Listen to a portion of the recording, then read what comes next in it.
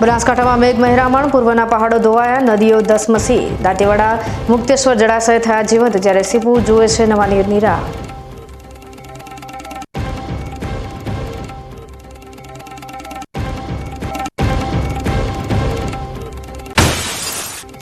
બનાસકાંઠામાં લોકશાહીનો જામ્યો પર્વ, વરસાદી માહોલ છતાં મતદારોનો અપાર ઉત્સાહ. થરાદ મતદાનમાં રહ્યું ટોચ પર, જ્યારે અમીરગઢમાં ધીમો ગુગવાટ.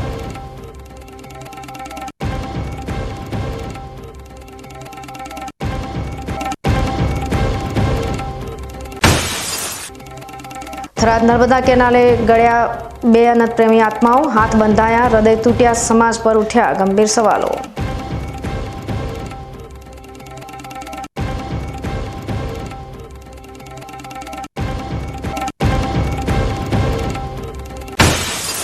ને શોકમગ્ન હૃદયે પ્લેન ક્રેશમાં મોતને ભેટેલા થાવરના દંપતીને શ્રદ્ધાંજલિ. વિધિના લેખ સામે નતમસ્તક, સ્મૃતિ શેષ, આત્માઓને અપાઈ ભાવભીની વિદાય.